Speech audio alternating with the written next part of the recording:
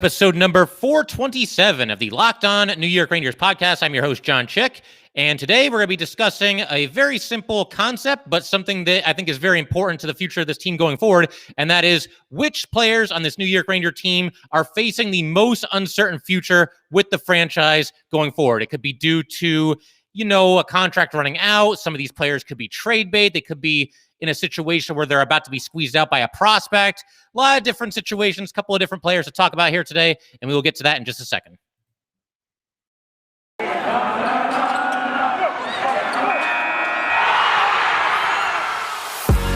You're Locked On the New York Rangers, your daily podcast on the New York Rangers. Part of the Locked On Podcast Network, your team every day. Who are this season's top 50 NHL players? Find out on the Locked On NHL podcast. Joe DiBiase, Mike DiStefano, and Rachel Donner reveal the top 50 players as voted on by our local experts across the Locked On NHL network of podcasts. Subscribe to the Locked On NHL podcast on YouTube and turn your notifications on so that you never miss an episode. And as we just talked about here, we are going to be getting into the Rangers that are facing the most uncertain future with the team long-term. I should probably also assess the fact that this is the first episode of Locked On New York Rangers that will be available on YouTube. It's kind of an initiative that Locked On is taking, and I, for one, am very excited to take the show in this direction.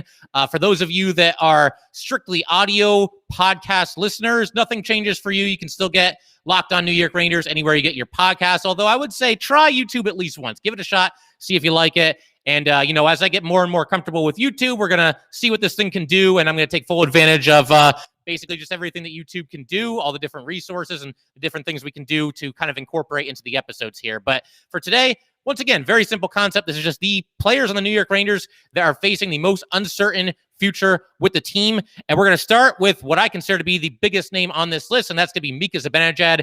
For a quick history lesson, you never know. We could have some newer New York Ranger fans listening. Somebody could be tuning into the Locked On New York Ranger podcast for the first time, especially now that this episode is going to be on YouTube. But with Mika Zibanejad, long story short, we absolutely stole this guy from the Ottawa Senators. And this is coming from someone who is a huge Derek Brassard fan. The trade was very simply Derek Brassard for Mika Zibanejad straight up. And Mika Zibanejad has rewarded with the Rangers by becoming somebody who simply gets better and better and better with every single season that passes. And over these past 3 seasons, he's taken his game to an entirely new level. He has been more than a point per game player in all of the past 3 years. He's coming off of a season where he scored 24 goals and had 26 assists in 56 games. Probably would have been quite a bit higher than that if not for Mika recovering from a bout with COVID at the start of the season. That clearly slowed him down. And in the second half of the season, he was back to being the player that we Ranger fans all know and love and just firing on all cylinders and just looking like the superstar that we all know that he is. And on top of all that, we could talk about the fireworks, the offensive fireworks for days. Very, very good defensive center as well. Somebody who became an invaluable member of the penalty kill over this past season. So just a tremendous all-around player. He is about to conclude a 5-year deal that carries an annual cap hit of $5.35 million, and he's clearly going to get a raise.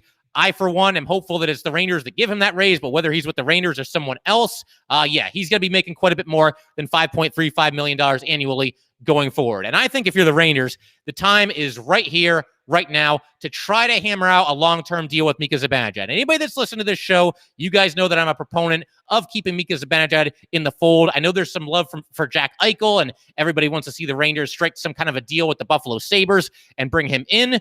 But the way I see it, look, I get it. Jack Eichel, the upside is tremendous. He's just 24 years old. Players as good as him this early in their career do not often become available via trade. But the reason why I favor hanging on to Mika Zibanejad rather than trading for Jack Eichel, there's a couple of reasons. For starters, Mika Zibanejad is not dealing with what's kind of a pretty serious neck injury. I'm no doctor or anything like that, but this has been an ongoing saga with Jack Eichel, and neck injuries by their very nature, they're nothing to take lightly. It could be, something that's pretty serious. And with Mika Zibanejad, if you re-sign Mika and you're the Rangers, you don't have to give up. You don't have to trade away things like, top draft picks or big-time prospects or guys who are already on your NHL roster that you like. You don't have to give away all those things to the Buffalo Sabres to hang on to Mika Zibanejad. And with Mika, I mean, it's hard to say exactly how much money he would get annually from the Rangers if he indeed stays in the fold, but we do know that Jack Eichel right now is making $10 million a season. And I don't know if Mika would get more than that. It's really hard to say for sure. I have Mika penciled in somewhere around like $9.5 million. So he might even come a little bit cheaper than Jack Eichel as well. And yes, Jack Eichel is younger, but it's only by about 3.5 years. Mika Zibanejad's still just 28 years old.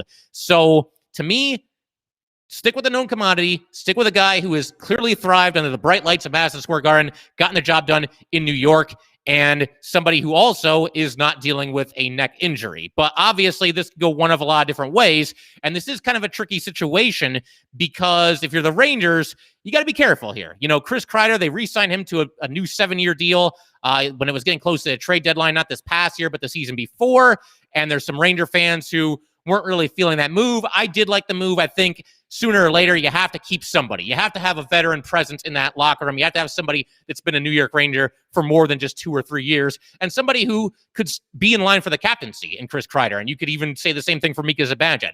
That's a different debate for a different day, but you kind of get where I'm going with this, right? You know, Mika Zibanejad, again, somebody who's been with the team for 5 years, and I think you have to have at least a couple of veterans in that room, especially when you're dealing with a Ranger team that is so young.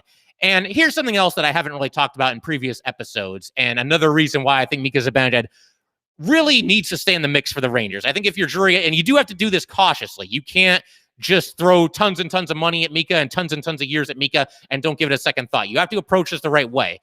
But something that I haven't really heard a lot of people talk about is that the Rangers, at least to this date, they have not really reaped the benefits of Mika Zibanejad's greatness. And what I mean by that is, you guys remember when they traded for Mika Zibanejad, the championship window that the Rangers were in, it was open for probably about 4 or 5 years there. But when Mika got here, they did the Brassard for Mika Zibanejad trade. And Mika comes in, and the Rangers make the playoffs that year. And they beat Montreal in the first round. They lose to Ottawa in the second round. Both of those series went 6 games. But that was basically when that championship window pretty much closed. You know, I mean, it was... You know, it was at least conceivable that maybe they could get back, but then they went into full-fledged rebuild mode, as they probably should have. And so Mika has gone through this rebuild with the Rangers, and now that they're just starting to get good again and starting to put all these pieces together and becoming a team that a lot of people think will make the playoffs this upcoming season, I don't want to get rid of Mika Zibanejad or let him walk, you know, which is what it would be because his contract would end after this season. But I don't want Mika Zibanejad to arrive to the Rangers too late for the initial championship window, the one that was happening in the Alain Vigneault era, and then leave too early before the Rangers really have a chance to win another Stanley Cup championship. Because, yeah, you know, Mika Zibanejad, he's been a great player over the years for this team. You know, he scored all these goals, the 5-goal performance. Again, you know, we went through his credentials. He's a phenomenal player, somebody that can gel with anybody on the left wing, anybody on the right wing. Just a fantastic all-around hockey player, can play on the power play, can play on the penalty kill. What more do you want from somebody? I don't want all that to be for naught. And, you know, not to be cold about it, but if Mika Zibanejad ends up walking in free agency after this next season and the Rangers are not Stanley Cup champions, then it's almost like they would have basically wasted Mika Zibanejad's tenure with the team because, again, the vast majority of Mika Zibanejad's Ranger tenure has been this rebuild. So I don't want to see him leave before it's absolutely necessary. And if you're the Rangers, I mean, listen, it's tricky. I'm not going to act like this is, you know, very simple because it's not, as far as what kind of a deal you give him. So I've come up with basically 2 different suggestions here. For starters, you could do a shorter contract that has a higher average annual value. Maybe you can get Mika to sign for like 4 years, but the average annual value is a little bit higher than it would be if you gave him, say, like a 7-year contract. And the other suggestion that I have is basically the exact opposite of that. You would allow Mika, you would give him a 7-year contract, but maybe it's for a little bit less average annual value, and you could save some money that way because we don't want this to become an albatross of a contract. We don't want the last 3 or 2 or 4 years or however long it's going to be of this contract to be an unmitigated disaster. You know, maybe Mika's declined by then, and you don't want to be paying, you know, a tremendous amount of money for somebody who's in their mid to late 30s and they're clearly slowing down. So I think one of those suggestions probably makes the most sense for the Rangers. Either a shorter deal with a higher average annual value or the exact opposite of that, a longer deal with a lower average annual value. But I, for one, you know, I've been campaigning this for pretty much the entire offseason. I think the time is right here, right now, if you're the New York Rangers, to try to get something done with Mika Zibanejad. And not to sound cold or anything, but Mika's numbers were down a little bit this past season. That was partially due to his bout with COVID, and you might be able to get yourself a little bit of a discount if you're the Rangers. And one other point that I'll make here, some of this will be on Mika Zibanejad. I understand that this is a business, and if Mika wants to play out the final year of his contract here and test unrestricted free agency and see how he can do for himself on the open market, he is well within his right. He has every single right to do that. But if he really wants to be a New York Ranger, then I think it behooves him to sit down with Chris Drury and company either right now or, maybe at some point during the season. I don't know if the Rangers want to go down that road of in-season contract negotiations, but they could. Or, you do it after the season and you stick around and maybe you give the Rangers a little bit of a break. Maybe you sign on with the Rangers for $9 or $9.5 million when you could have gotten $10 or $10.5 million annually. A lot of different ways this could go. And, obviously I want to see Mika Zibanejad stick around with the Rangers, but fair game to say that he is definitely one of the New York Rangers that have one of the more uncertain futures with the team. And we'll get into a couple more of these Rangers on this list, some guys that are facing some uncertain futures. But first, I want to tell you guys about Bet Online. It's that time of the year again, and all eyes are now turning to football as teams are back on the gridiron to start the football season. As always, Bet Online is your number one spot for all the pro and college football action this season. Get all the updated odds, props, and contests, including online's biggest $500,000 NFL mega contest and the world's largest $200,000 NFL Survivor contest, open now at Bet Online. Head to the website or use your mobile device to sign up today to receive your 100% welcome bonus. Be sure to take advantage of their opening day super promo. Make a bet on the Thursday, September 9th season opener between the Super Bowl champion Buccaneers and the Dallas Cowboys. And if you lose, your wager will be refunded up to $25 for new customers only when signing up and using promo code NFL100. Bet Online is the fastest and easiest way to bet on all your favorite sports, from football, basketball, boxing, right to your favorite Vegas casino games. Don't wait and take advantage of all the great offers available for the 2021 season. Bet Online, your online sportsbook experts. Today's episode of Locked On New York Rangers is also brought to you by DirecTV. Does this sound familiar? You've got one device that lets you catch the game, another that lets you stream your favorite shows, you're watching sports highlights on your phone, and you've got your neighbor's best friend's login for the good stuff. Well, I want to tell you about a simple way to get all that entertainment you love without the hassle, and a great way to finally get your TV together. It's called DirecTV Stream, and it brings your live TV and on-demand favorites together like never before, so you can watch your favorite sports, movies, and shows all in one place. That means no more juggling remotes and no need to buy another device ever again. And the best part, there's no annual contract. So get rid of the clutter and the confusion and get your TV together with DirecTV Stream. You can learn more at directtv.com. That's directtv.com. Compatible device required. Content varies by package. And so we're basically just going to continue right along this list here. Another Ranger that I think, he's kind of gotten mixed reviews from Ranger fans over the seasons. He's somebody that I like. I've heard from some of you guys who like him. I've heard from some of you that want to see the Rangers upgrade their second center spot on the team. And if I haven't given away, let me just spell it out for you right here, right now. It is Ryan Strome.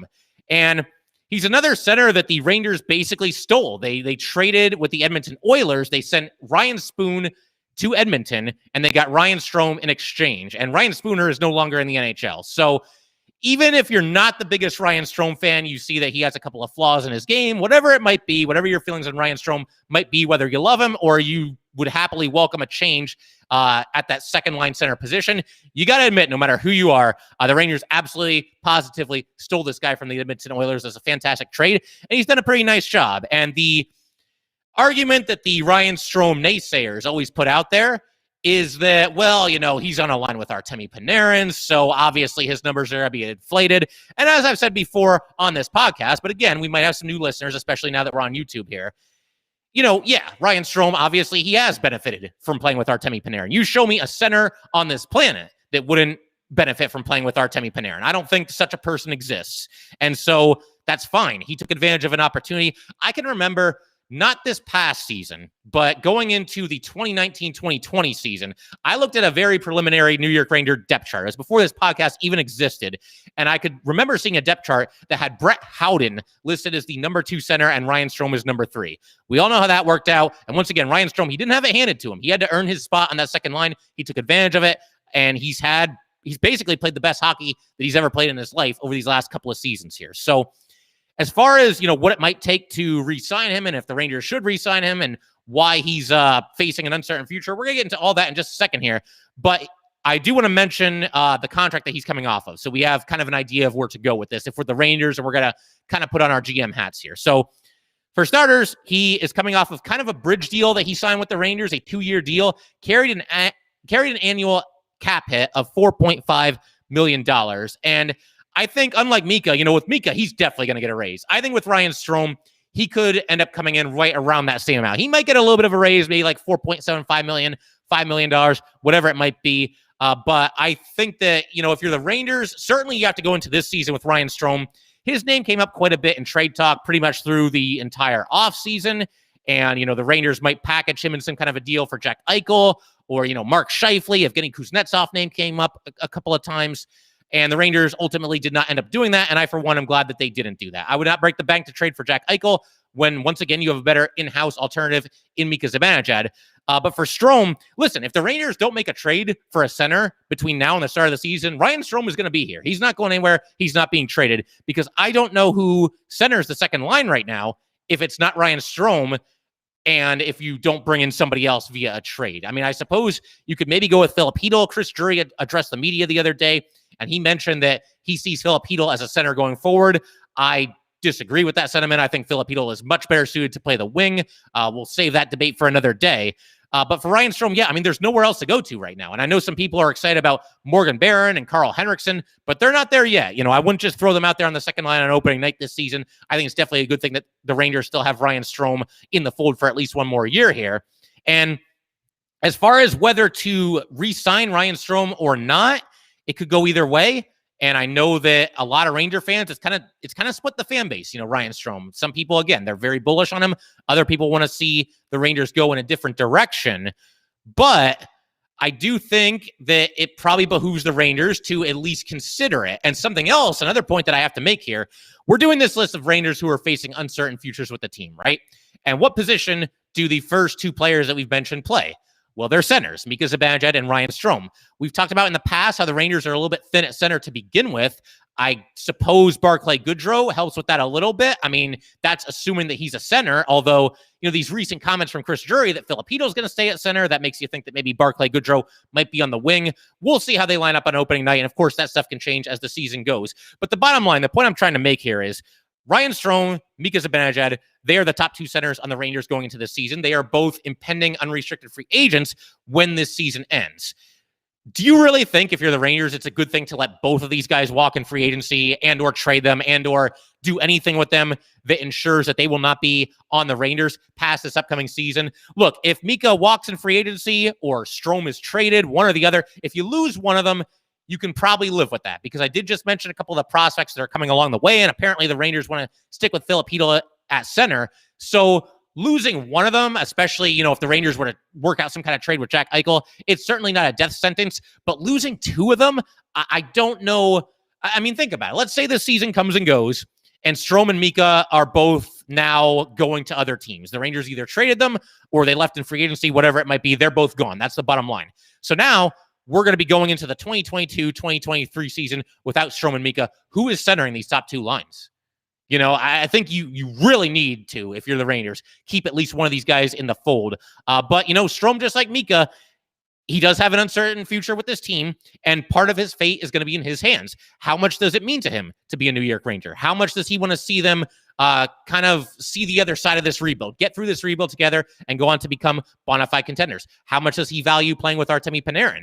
How much of a discount might he be willing to give the Rangers to stick around in Ranger Blue? I mean, it might depend on how much of a discount we're talking. Would Ryan Strome sign a contract that pays him an average annual value of $4.75 million with the Rangers and forego a $5 million deal per year with somebody else? Only time is going to tell on that one as well. But we're just going to have to wait and see. But bottom line, Ryan Strome, once again, one of those guys. It's even possible that maybe he's played his last game with the Rangers. I hope that's not the case. I don't think they end up trading him this offseason unless the trade yields a big-time center in return. Because, again, there's no one to really step in and fill his shoes this season, at least not yet. There's guys coming down the pipeline that could eventually grow into that role, but they're not there yet. Guys like Morgan Barron and, a couple other guys in the pipeline as well. So we're going to keep going with this list. There's a couple other guys I want to talk about, but first, just wanted to tell you guys, today's episode of Locked On New York Rangers is brought to you by Rock Auto. With the ever-increasing numbers of makes and models, it's now impossible for your local chain auto parts store to stock all the parts you need. Why endure often pointless and seemingly intimidating questioning, is your Odyssey an LX or an EX, and wait while the person behind the counter orders the parts on their computer, choosing the only brand their warehouse happens to carry. You have computers with access to rockauto.com at home and in your pocket.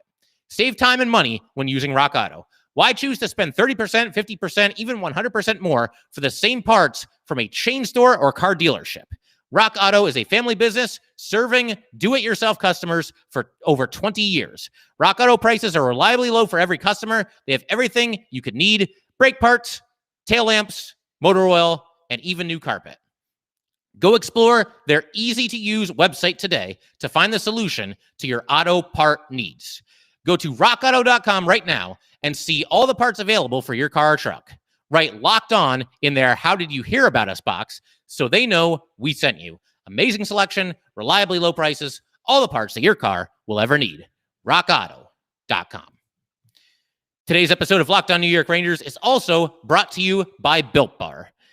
Did you know that Built Bar has so many delicious flavors? There is something for everyone. When you talk to a Built Bar fan, they're definitely passionate about their favorites. If you don't know the Built Bar flavors, well, you're missing out. You got coconut, cherry barcia, raspberry, mint berry, double chocolate, salted caramel, strawberry, orange, cookies and cream, German chocolate. You know what my favorite flavor is? It's mint brownie. If you haven't tried all the flavors, you can get a mix box where you get 2 of each of the 9 flavors. Not only are the Built Bar flavors the best tasting, but they're healthy too. They have 17 to 18 grams of protein, calories ranging from 130 to 180, only 4 to 5 grams of sugar, and only 4 to 5 grams of net carbs. Amazing flavors, all tasty, all healthy.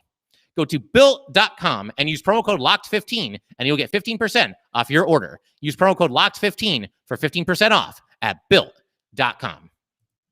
All right, so we're going to kind of continue along this list here. Somebody that's not as big of a name for the Rangers and somebody who's probably not as important to their future, but it's going to be Libor Hajek. Now, we talked about him just a couple of episodes ago because Hajek was the last of the Ranger restricted free agents to sign a new deal with the team this offseason. He's back on the Rangers on a new 1-year deal. And, you know, Hajek, he got some run with the team this past season. He ended up playing in 44 of the 56 potential games. And so the Rangers got a pretty extended look at him. He, of course, was part of the trade that sent Ryan McDonough and JT Miller to the Tampa Bay Lightning a few years ago. And I do think Hajek definitely improved this past season over where he was the season before that. Looked like he could keep up with the game a little bit better. Just seemed a little bit more sure of himself out there. But with all that said, I don't know that Libor Hajek ever plays another game for the New York Rangers because, for starters, I think he's a trade candidate. And when the Rangers brought in Patrick Nemeth via free agency in this offseason, I think that might have been something of a vote of no confidence in Libor Hajek because Libor Hajek, being just 23 years old, he's basically getting squeezed out of the lineup by somebody who's 29 years old. And Hajek probably has more upside than Nemeth, but the Rangers, they see Nemeth as an upgrade, and they're not going to bank on upside. They want to make their blue line better right here, right now. Nemeth does that as somebody who's just a steady veteran, steady pair of hands, knows what he's doing back there. And that might mean that we might be coming to the end of Libor Hajek's tenure with the New York Rangers. I could see him potentially being traded this offseason, maybe for like a 4th-round draft pick, something like that. I mean, Brett Howden got the Rangers a 4th-round pick, so I think Hajek could probably do the same, maybe even a 3rd-rounder. It's at least possible. But, you know, part of the issue also for Hajek is the simple fact that, you know, you look at the Ranger blue line right now, and I do think that in training camp, it should be and probably will be an open competition. I think guys are going to have every opportunity to claim roles, especially with a new coaching staff in place, a new general manager in place, et cetera, et cetera, et cetera. But I do think that when you look at the Ranger defense, and there's going to be 6 of them dressed on opening night, unless they decide to dress 7, which actually is possible now that I'm thinking about it, because they're playing the Washington Capitals, and maybe you get Jared Tenorti out there. But I do think on most nights, 5 of the 6 Ranger defensemen are going to be Adam Fox, Ryan Lindgren, Jacob Trouba, K'Andre Miller, and Patrick Nemeth. And so that only leaves 1 spot. And I think the Rangers, with that 6th and final remaining spot, they've seen quite a bit of Libor Hajek. They have not seen really any of some of these prospects like Braden Schneider, like Tarmo Reunanen, like Nils Lundqvist. Nils Lundqvist could even be the favorite at this point. Chris Drury spoke very highly of him the other day when he was addressing the media.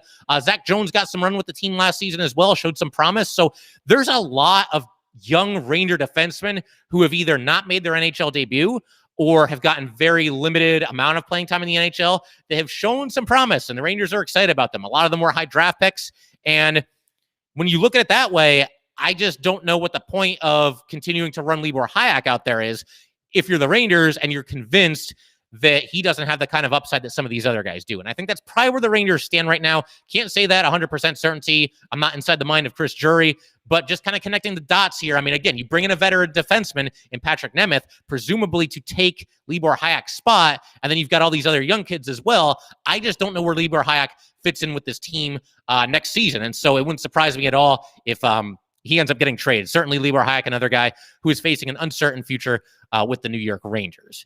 And another guy who could be facing an uncertain future, we're going to go between the pipes to Alex Giorgiev. Now, Giorgiev, he is going into the final year of a 2-year deal that carries an annual cap hit of $2.425 million. And Giorgiev has been fine, but when you look at what the Rangers have done over the years, and I understand they have a new general manager in place right now, a new coaching staff and everything like that, but if you look at the Ranger history, they've never really valued the backup goalie position. I mean, throughout the entire Henrik Lundqvist era, it was basically a revolving door of goalies that would just come and go, backup goalies. You know, it was Kevin Weeks to start with. Lundqvist actually took the starting job from him. But then you had guys like, Marty Biron was there for a while. Cam Talbot did a fantastic job with this team. Antti Ranta did a great job with the Rangers. The list goes on and on. But, nobody was ever here for much longer than like 2, 3, maybe 4 years at the most.